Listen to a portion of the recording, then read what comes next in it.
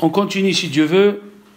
Rabbi Baruch, un Rav, il s'appelle Rabbi Baruch, parce que la paracha de Vaera, elle ne parle que les Ma'anteda qui est Hashem, les Ma'anteda qui est Hashem, afin que tu saches que c'est moi Dieu, afin que tu saches. C'est plein dans la paracha de Vaera et de Bo, c'est plein les Ma'anteda, pour connaître la Emouna. Maintenant, comment la Emouna, elle s'applique dans la vie de tous les jours?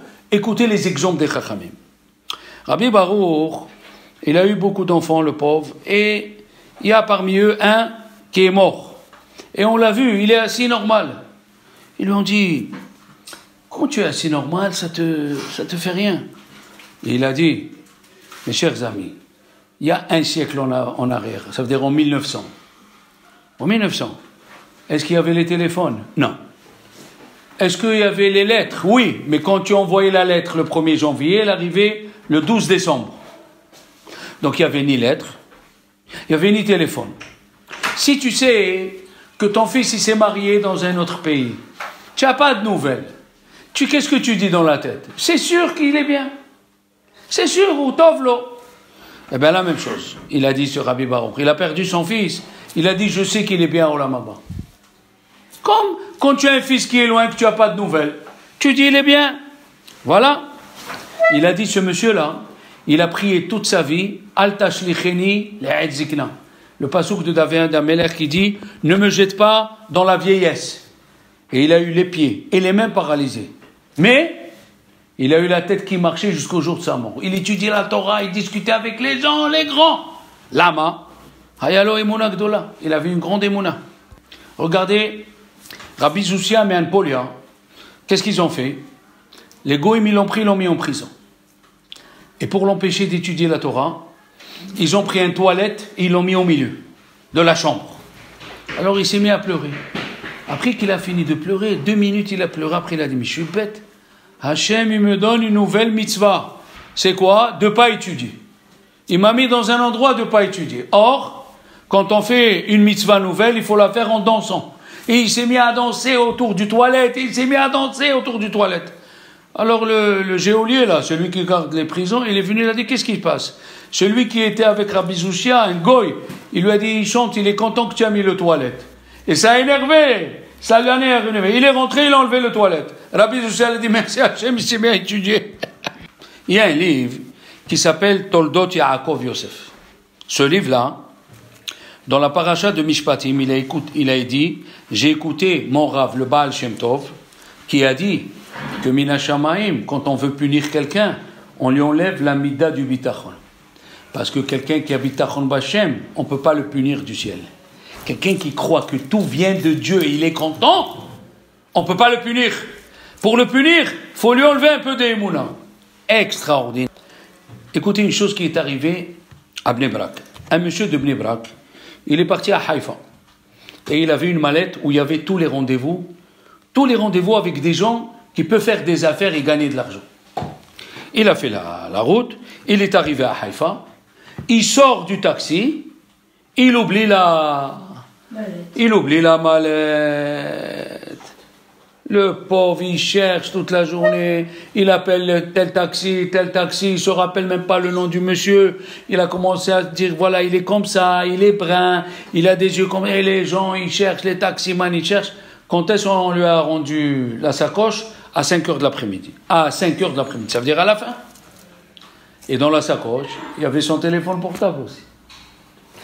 À 5 heures, il a pris la sacoche, bon, les rendez-vous, c'est fini. Il a pris la sacoche, il a pris le taxi pour revenir à Tel Aviv. Dans le taxi, il prend son portable, il y avait des messages.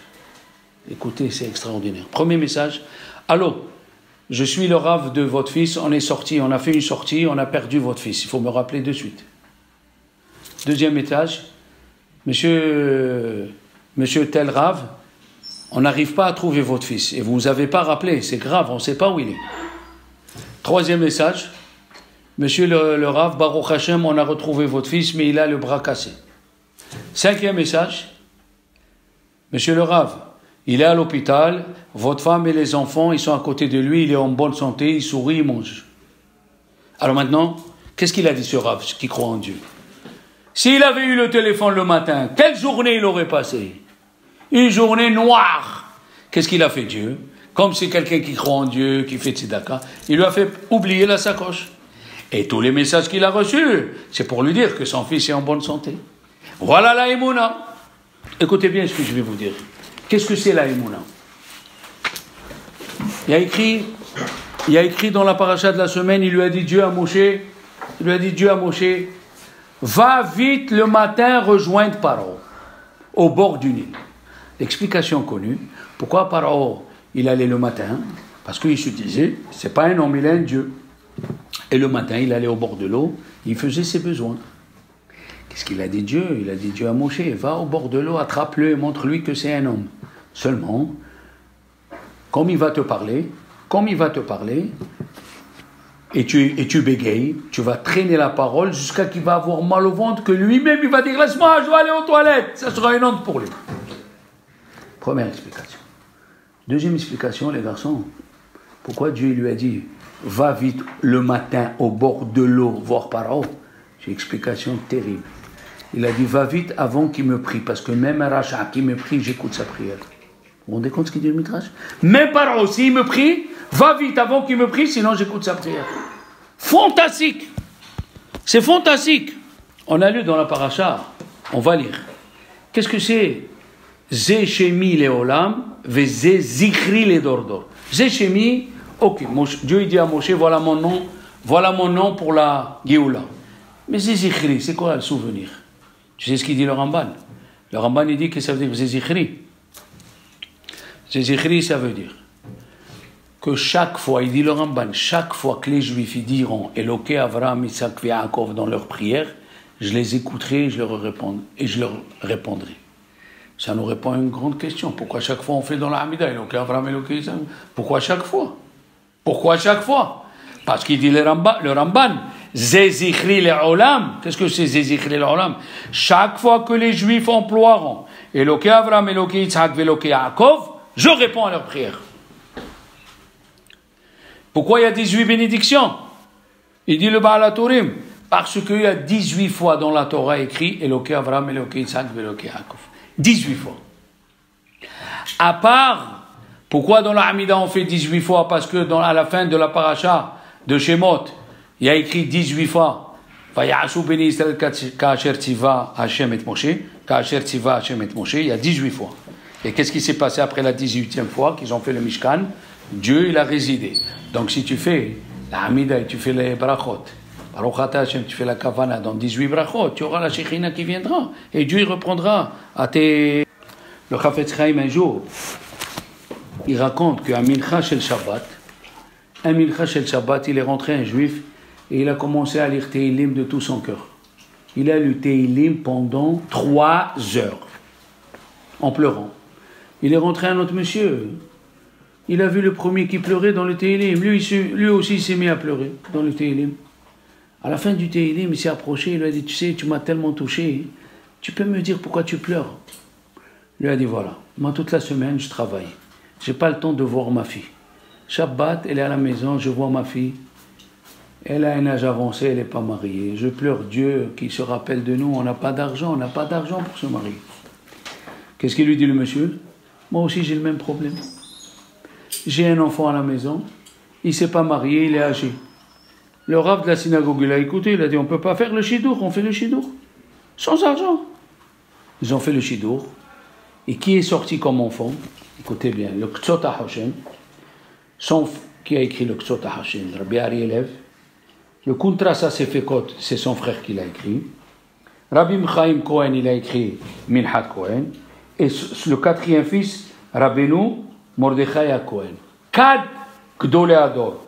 Pourquoi? Parce qu'ils ont versé leur âme à Dieu. Ils n'ont pas commencé à dire oui, comment on va faire, comment on va pas faire. Ils ont versé leur âme à Dieu. Je vous lis Rashi dans Shemot. Et les Shemot Ben Israël, il dit Rashi, bien qu'on les a écrits déjà quand ils étaient vivants, on écrit encore dans leur mort Léodia Hibbatan, pour faire connaître leur amour que Dieu il a envers eux, qui ressemble aux Kochavim, ressemble aux anges. Il ressemble aux étoiles. Il dit le Sfat Emet, Léodia, pour faire connaître qu'ils sont aimés par Dieu. À qui il faut faire connaître? Il dit le Sfat Emet? Non. Chaque juif, il doit connaître que c'est une étoile. Chaque juif, c'est une star chez Dieu. Seulement nous, qu'est-ce qu'on dit? On n'est rien, on vaut rien. Mais pas du tout. Il y avait le Rav du Lubavitch, Harashab, il était assis. Et il y avait un Hassid à côté de lui qui s'y connaissait dans les diamants. Vous me suivez? Il s'y connaissait dans les diamants. Et alors le Rabbi Harashab, il a dit, les Juifs, chaque Juif, on ne peut pas s'imaginer qui il était, qui il est. Alors l'autre Chassid qui était dans les diamants, comme lui, il avait une belle maison, il avait des serviteurs et tout, il a dit, comment chaque Juif, vous dites ça comme ça? Il lui a dit, chaque Juif, oui. Qu'est-ce qu'il a fait ce diamantaire? Il a ouvert le sac des diamants et il a dit au Rav, tu vois combien il coûte ce diamant? Ce diamant, il coûte des millions d'euros, de dollars. Qu'est-ce qu'il lui fait le rabbin? Mais non, c'est rien. Alors le chassid, il lui dit, il faut s'y connaître dans les diamants avant de parler. Alors le Rav, il lui dit, il faut s'y connaître dans les âmes de juifs avant de parler. Aïe, aïe, aïe, quelle bombe atomique il lui a donné. Le Baal Atania, hein, que jeudi soir, ça va être sa Iloula, de Rabbi Shini Ozalman, demain. Il a dit, la Gemara, elle dit dans Psachim, la page 118, Béné Israël, Mikatane Emana. Les Juifs, ils étaient d'une petite croyance. Pourquoi? Parce qu'ils ont dit que comme nous, on est sortis de ce côté de la mer, même les Égyptiens, ils allaient sortir. Alors il dit, le Baal Atania, ils n'ont pas dit ça. Ils n'ont pas dit ça que parce qu'ils ne savaient pas qu'ils étaient importants. Mais s'ils savaient qu'ils étaient importants, hein, ils n'auraient pas dit ça. Comme dans le Yotzer, qu'est-ce qu'on dit au début du Yotzer? On raconte tout ce que Dieu a créé, après on dit Abocher be'amo Israël be'ava. Dieu, il a créé des anges et des anges et des anges, mais il attend que le juif, hein, il fasse Shema. Il dit le Baal Atania aussi. Normalement, quand on a une mahloket, qu'est-ce qu'on dit? Ça fait que berachot. Et qu'est-ce qu'on voit d'ici?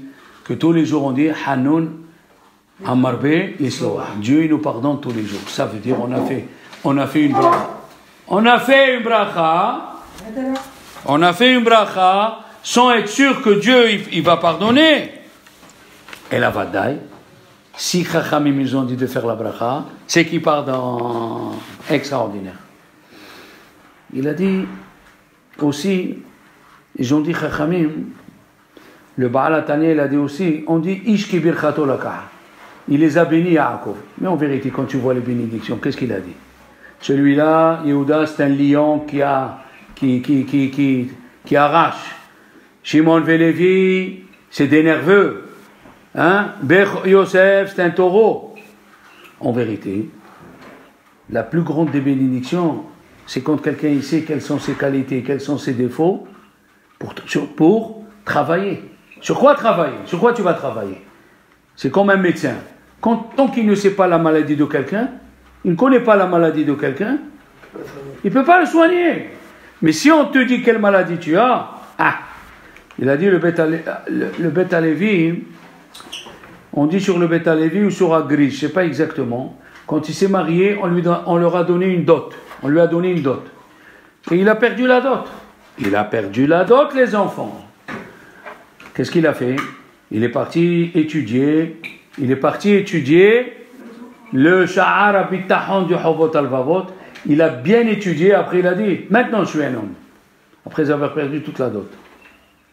Le Baal Atania, les enfants, dans le Perek Kavzaïn, il a dit, toute personne qui fait un effort pour la Torah, ne serait-ce qu'un petit peu, par exemple, il a un morceau de viande, et il laisse un petit peu, il dit ce petit morceau de viande, je ne le mange pas, pour apprendre à me retenir. Ou bien il a envie de penser à des belles choses dans la prière, et il dit, je me retiens pour le kavod d'Hachem. Il a dit en ce moment-là, et même Rav Chaim Ivologine, il dit la même chose, dans le livre Nefesh HaChaim, il dit, en ce moment-là, ton âme, elle grandit chez Dieu, on te met une couronne. Il dit qu'un homme, il doit pas se décourager s'il voit le matin, il fait bien, la Torah et la Tfila, après l'après-midi, il fait mauvais. Après le matin, il fait bien, après il tombe. Il fait bien et il tombe. Il a dit peut-être il a été créé pour ça, que le matin il fait la Torah et l'après-midi il tombe. Pourquoi? C'est Dieu qui veut que tu le sers comme ça. Eh oui. Il y a un rave, écoutez bien, un rave, son père, il ramassait de l'argent, mais il ramassait pas beaucoup. Et le deuxième, le grand-père, aussi ramassait de l'argent, mais il ramassait pas beaucoup. Ils lui ont dit à lui, comment toi tu as des chassidim riches? Il a dit, je vais vous dire. Une fois, hein, ils ont essayé de faire un théâtre dans la ville où il est, religieuse. Comment un pauvre, il demande de porte à porte, comment il demande de l'argent? Un schnorrer, en yiddish. Et combien elle était la place? 100 euros. Alors il a dit au monsieur, tu vas montrer quelqu'un qui ramasse de l'argent et pour ça tu demandes 100 euros. Il a dit, mais oui, c'est un acteur, il parle, il fait des gestes. Il a dit la même chose. Si tu sais comment demander de l'argent, comment faire pour demander, alors comme le théâtre, tu auras de quoi. Qu'est-ce que ça veut dire? Si tu demandes à Dieu, pas sèchement, quand tu pries avec ton cœur, tu fais des gestes, alors le bon Dieu te répondra. Tu as compris? Alors le bon Dieu te répondra. Il a dit, il y a un monsieur, il est venu chez le Beth Israël, un Admour Migour, pour demander une bracha. Il a dit au Shamash, dis-lui que mon grand-père c'était tel Admour. Dis-lui que mon grand-père c'était tel Admour. Il lui a dit, tu sais, ici, on n'a pas l'habitude de dire, dis-lui que le père ou le grand-père. Bon, quand il est passé devant le Rav, le Admour Migour, il lui a donné la main pour le bénir. Qu'est-ce qu'il fait le monsieur? Il lui dit au Gabay, dis-lui que je suis le fils de tel et de tel. Quand il a dit au Admour, dis-lui que je suis le fils d'un tel et un tel, il lui a dit le Admour, c'est pas à moi que tu dois me le dire, c'est à toi que tu dois te dire. Si ton grand-père c'est un Admour, alors à toi de savoir comment tu vas te conduire, à toi de savoir comment tu es. C'est pas à moi à savoir que ton grand-père il était Admour. Eh Zéyofi, c'est à toi à savoir. Mamash. Elle a dit la Gemara, elle a dit, le Yitzhara, pour les tzaddikim, nidma lahem kehar. Il ressemble à une montagne. Et les Rechaim, ils ressemblent à un poil de cheveux. Il a lu le Admour de Bel, c'est écrit qu'il faut faire attention pour gagner la guerre envers quelqu'un d'autre. Il faut connaître ton ennemi, on est d'accord? Eh bien voilà ton ennemi, c'est juste dans l'imagination. Il te dit le gâteau il est bon, il te dit le jeu il est bon, il te dit c'est de l'imagination, c'est rien. C'est rien. Maintenant, il dit le Baal HaTanya une chose extraordinaire. Les enfants, il dit, il y a écrit dans la paracha, Dieu il a dit va parler à Paro. Qu'est-ce qu'il dit Moshe? Hen Béni Israël lo shamu elai. Les Béni Israël ils m'ont pas entendu. Vech ishmaïni Paro. Et comment Paro il va m'écouter? Il dit le Baal HaTanya et tout le monde pose la question, mais juste avant c'est écrit Velo shamu el Moshe mikotzer ruach ou me'avoda kasha. Ils n'ont pas écouté à Moshe parce qu'ils étaient en train de travailler. Qu'est-ce qu'il dit Moshe? Les Béni Israël ils vont pas m'écouter. Voilà, c'est écrit qu'ils n'ont pas pu t'écouter parce que ils étaient dans avoda kasha, mikotzer ruach avoda kasha. Il dit le Baal HaTanya une chose fantastique. Il dit quand quelqu'un, il sert Dieu, s'il le sert naturellement, Dieu aussi, il se conduit avec lui naturellement. S'il le sert plus que naturellement, alors Dieu, il fait des nissim. Par exemple, quelqu'un, même malade, il va à la tfila, alors le bon Dieu, il se conduit avec lui, même si c'est impossible d'avoir la chose, il lui amène. Comme il se conduit. D'accord? Alors il a dit, le Baal HaTanya, Moshe, il a dit à Dieu, si les enfants d'Israël, malgré qu'ils travaillaient, ils m'auraient écouté, et moi je bégaye, alors comme eux ils ont fait un effort, Paro il m'écoutera, toi tu feras un S. Mais si les bénis d'Israël parce qu'ils travaillent, ils ne m'écoutent pas, comment il va m'écouter Paro? Et c'est pirouge fantastique. Non mais grand. Il y a un Rav, il s'appelle Rabbi Baruch Steiner. Il vit à Bnei Brak. Écoutez bien. Ce monsieur, ils lui ont dit, comment tu es sorti des camps de concentration?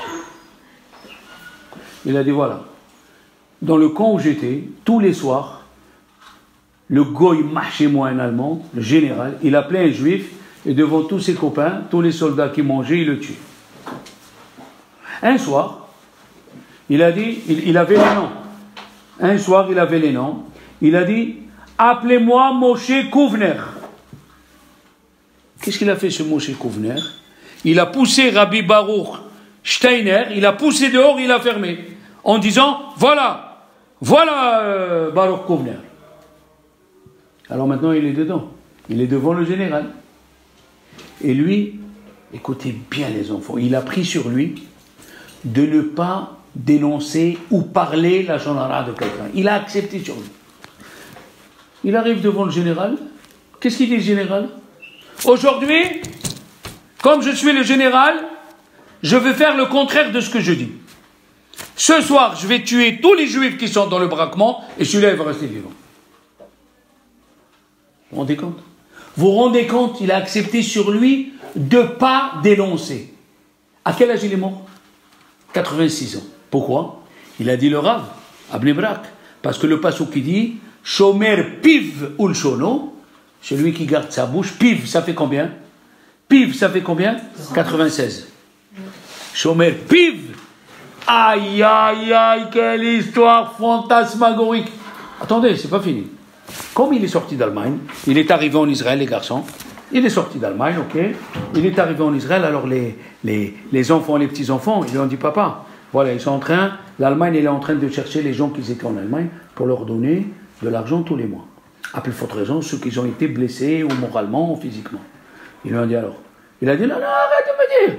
Et il lui dit, si le docteur allemand, il te dit, tu as ça, tu réponds comme ça. S'il te dit, tu as ça, il dit, vous êtes fou, quoi. Ce qui est décidé à Rosh Hashanah, c'est ça que je prends. Arrêtez de me casser la tête. Chaque fois, on lui parlait pendant 3 mois. Qu'est-ce qui s'est passé? Au milieu, à la fin du 3e mois, le docteur de l'ambassade d'Allemagne, c'est lui qui prend le téléphone. Lui, il ne savait pas. Alors, le téléphone lui dit, allô, vous avez ça? Et il s'est mis à crier, je vous ai dit de ne pas me déranger, je vous ai dit je ne veux pas de cette histoire-là, je vous ai dit, il a tapé le téléphone. Le docteur, qu'est-ce qu'il a dit? Il est fou, il lui a écrit, il lui a donné l'argent tous les mois. Voilà, quand l'argent, elle doit arriver à quelqu'un, elle arrive be'emouna. Elle arrive be'emouna. Rabbi Shlomo Zalman Auerbach, il a dit, comment c'est possible, hein? Comment c'est possible qu'on apprend? C'est Abraham qui a fixé Shahrit, et on apprend les dinim de la tefila d'une femme. Dites-moi les enfants, quelqu'un n'a pas d'enfant pendant 20 ans. Mon oncle n'avait pas d'enfant pendant 25 ans. Qu'est-ce qu'il demande à Dieu? Un enfant. Que ce soit un garçon ou une fille. Oui. Hannah, elle n'avait pas d'enfant pendant 19 ans. Et qu'est-ce qu'elle demande? Elle dit à Dieu, je veux un homme qui dépasse Moshe et Aaron. Quoi? Oui. Et elle a eu ce qu'elle a demandé. On apprend les dinim de la tefila d'une femme. Pourquoi? Parce que c'est la seule femme qui a demandé quelque chose que nous, on n'arrive pas à penser et qu'elle était sûre que Dieu lui a donné. Comme c'est écrit dans le Tehillim, hein, Moshe et Aaron, ou Shmuel bekore shemo. Shmuel, il a dépassé Moshe et Aaron. Il y a un Rav qui s'appelle Rabbi Baruch Fletcher. Il vit à Tzfat, il a 93 ans. Ils lui ont dit, tu peux nous dire pourquoi tu as une longue vie? Il a dit, oui, je peux vous dire. Quand j'étais en Allemagne, en Pologne, je crois, j'ai préparé la Haftara pendant 3 mois. Et Shabbat, quand je suis venu lire la Haftara, on m'a dit, un hatan. Et les gens, ils ont dit, monsieur, tu viens subitement, c'est pas ta place. Non, monsieur. Il faut donner aux petits, ça fait 3 mois. Premièrement. Deuxièmement, toi, tu n'es pas de cette synagogue. On ne sait pas d'où tu viens. On ne peut pas te donner le kavod de la Haftara. Qu'est-ce qu'il a fait, ce petit? Rabbi Baruch Fletcher, quand il était petit, il a réfléchi, il a dit, moi, je peux apprendre une autre Haftara pendant l'année. Mais lui, il est khatan. C'est le premier Shabbat. J'ai fermé ma bouche, je lui ai dit, je lui donne la Haftara. Et je pense, parce que j'ai laissé ma place, on m'a donné une longue vie. Aïe, aïe, aïe, aïe, aïe. Comme il a dit, le Rav Shach, alav shalom, il y avait un monsieur, il était Shalech Tzibour, 30 ans dans une synagogue. Ils sont venus, les gens de la synagogue, ils lui ont dit au Shalech Tzibour, regarde, tu es vieux, tu n'as pas tellement une belle voix. Pour les Yamim Noraim, il faut amener un jeune qui a une belle voix. Il a dit, moi j'ai Chazaka, moi j'ai la certitude, ça fait 30 ans. Il a dit, comme tu veux. Il est parti chez Rav Shach. Rav Shach, il lui a dit, écoute-moi bien. Tu as raison, tu peux rester. Et si tu laisses passer, tu vas gagner. On perd jamais quand on laisse sa place. Il a laissé sa place. Qu'est-ce qu'il a eu? La même année, son fils et sa fille, qui étaient âgés, à Bnei Brak, sa fille 26 ans et son fils 30 ans, se sont mariés. Tu laisses passer, même Dieu il laisse passer là-haut. Il n'y a rien à faire. Personne il perd quand il laisse passer. Qu'est-ce qu'ils ont dit, Chachamim? Chachamim, ils disent que dans la Gemara de Rosh Hashanah, il y avait un Rav, il est mort. Il est monté Rav Papa pour lui préparer le linceul. Le lendemain, il se réveille. Et Rav Papa, il a eu honte. Il a dit sur un Rav qui va mourir. C'est honteux. Qu'est-ce qu'il lui a dit le Rav? Non, non, non, je devais mourir. Seulement dans le ciel, ils ont dit, comme lui, il ne fait pas attention à son kavod, il laisse passer, on va le laisser passer. Ils m'ont ajouté 22 ans. Vous vous rendez compte? Il y avait, écoutez bien, il y avait le Beth Israël, un Rav, un Admour Migour, mais il s'appelle Beth Israël. Qu'est-ce qu'il a dit? Il a dit pour se rappeler de la Hakeda, les enfants, partouche, pour se rappeler de la Hakeda, c'est pas mieux de prendre un couteau le jour de Rosh Hashanah? Le couteau avec quoi on allait égorger? Pourquoi tu prends un chauffard? Il était attaché dans les buissons. Prends le couteau pour rappeler, voilà, il allait mourir Yitzhak. Il a répondu le Beth Israël. Why. Il a dit que les gens, ils se tuent pour Dieu. Plusieurs, ils peuvent le faire, mais une fois. Tandis que les gens qui ont des problèmes avec d'autres personnes, et ils laissent passer. C'est pour ça qu'on prend le chauffard. Le chauffard, c'est pour nous rappeler. Apprends à laisser passer. Si tu apprends à laisser passer, le jour de Rosh Hashanah, moi aussi je te laisse. Fantastique, mais fantastique. Écoutez bien. Rabbi Yaakov, clean skin, aux États-Unis, il raconte cette histoire. Il a dit, tous les ans, il achète la Neila. Tous les ans, et il met ses 2 enfants à côté. Ses 2 enfants, ils étaient âgés. Il les met à côté. Pour montrer à Dieu, au moment où il ouvre la Neila, il dit à Dieu, aie pitié de mes enfants. Qu'est-ce qui s'est passé? Le Gabay, l'administrateur, il n'était pas d'accord avec lui. En cachette, il a vendu tous les mitzvot. Et lui, ça faisait 25 ans qu'il a acheté la Neila. Donc il voit au moment de la Neila quelqu'un qui ouvre. Il a eu de la peine. Comment c'est possible? Le chazan de la synagogue, qu'est-ce qu'il a fait? À la sortie de Kippour, il lui a dit, écoute, il lui a dit, Rabbi Yaakov, je sens que les prières, ils ne sont pas montées. Je sens que les prières, ils ne sont pas montées chez Dieu, il faut que tu pardonnes. Il a dit, je peux pas pardonner, on m'a pris la mitzvah de 30 ans, je ne peux pas pardonner. Il a dit, pardonne, pour tes enfants. Il a dit, après 1 heure qu'il a parlé avec moi, après 1 heure, j'ai pardonné. Dans la même année, il a marié les 2 enfants qui étaient âgés. Quand tu veux un miracle, il faut faire un effort qui dépasse ta force. Si tu fais cet effort, Hachem, il t'écoute. Vous savez que les Ashkénazes, les enfants, écoutez bien, les Ashkénazes, après Sukkot, ils gardent le lulav et le hadas pour le brûler, pour faire les matzot. Le etrog, ils le gardent pour tout Bishvat. Et la harava, de suite, ils la mettent sur le Aaron à Kodesh. Pourquoi? Il a dit le Beth Israël, parce que la harava, on l'a tapé par terre, il n'a rien dit. Puisqu'elle n'a rien dit, sur le Aaron à Kodesh. Aïe. Qui c'est qui a reçu des coups, il n'a rien dit? La Gemara dans Sota, elle dit, c'est Binyamin. Binyamin, le fait, il dit le Maharsha, le fait qu'il est rentré dans l'eau, le premier, selon Rabbi Yehuda, il a eu le mérite qu'il avait une part dans le Beth Amikdash. Mais quand il a reçu les coups, et c'était pas lui qui a volé la timbale, il aurait pu dire c'est pas moi, il s'est tué. Il a dit Dieu, puisque tu t'es tué, on t'a frappé sur le dos et tu t'es tué. Sur toi, je vais construire le Beth Amikdash, le Kodesh HaKodashim. Quelqu'un qui reçoit des coups, il se tait. Vous savez que c'est écrit, vous allez voir dans Peshalah, Ve'amar Paro el Bnei Israël. Quand tous les Juifs sont sortis d'Égypte, il y a écrit Ve'amar Paro el Bnei Israël. Paro, il a parlé aux enfants d'Israël. Quels enfants d'Israël? Ils étaient au bord de la mer Rouge. Écoutez bien ce qu'il dit Maharil Diskin. El Béni Israël, c'était Datan Va'aviran.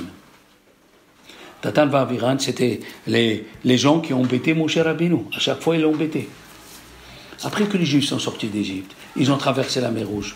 Comment ils sont venus Datan Va'aviran? Écoutez bien, Datan Va'aviran, on leur a ouvert la mer, Dieu il a ouvert la mer que pour eux. Jamais vous avez entendu ça. Pourquoi? Parce qu'en Égypte, ils étaient les chefs de corvée. Ça veut dire, quand il manquait des briques, les Égyptiens à qui ils frappaient? Au chef. Datan Va'aviran ont reçu des coups pour les enfants d'Israël. Tu as reçu des coups pour mes enfants, j'ouvre la mer pour toi. Et oui, les enfants, pour vous dire comment ils étaient les grands, comment ils étaient avant les grands. Rabbi Shlomo Zalman Auerbach, il a senti que le poisson, dans le mariage de son fils, il a senti que le poisson, il n'est pas bon. Il a tourné. Il est parti chez le traiteur, il lui a dit, enlève tout le poisson. Il a tourné, goûte, le traiteur, il lui a dit, tu as raison. Après le mariage, il est venu, Rav Shlomo Zalman Auerbach, il lui a payé le plat du poisson de 300 personnes. Est-ce que nous, on aurait payé quand le poisson, il a tordu? Il lui a payé. Regardez, qu'est-ce que c'est les grands? Qu'est-ce que c'est ces gens-là?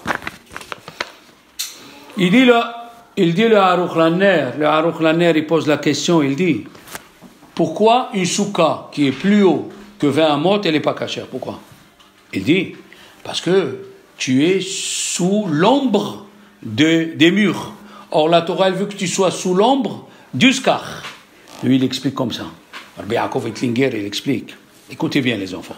Il dit, plus haut que 20 amot, pourquoi c'est pas cachère?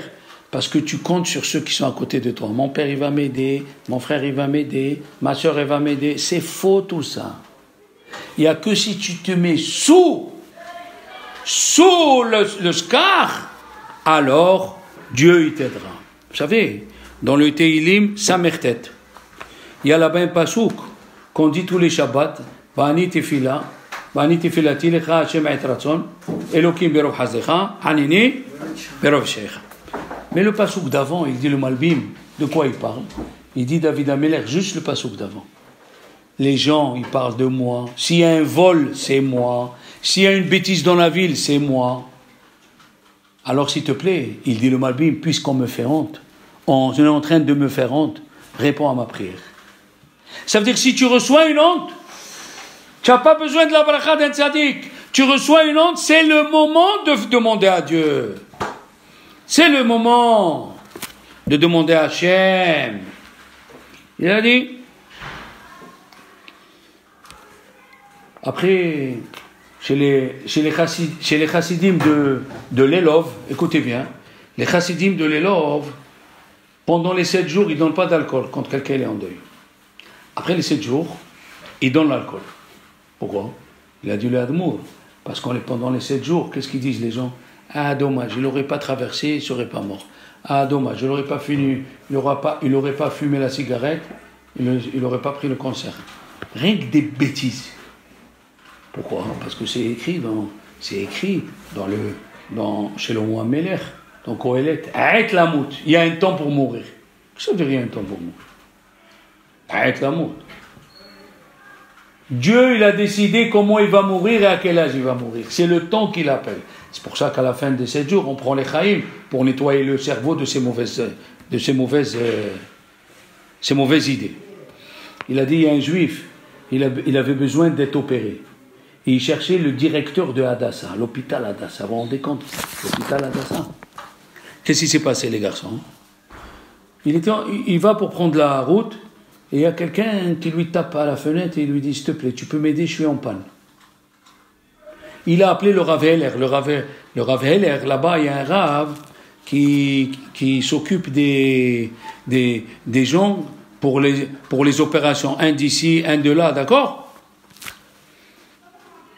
Il répond pas. Il s'énerve qu'il répond pas. Pourquoi il répond pas? Pourquoi il veut pas m'aider?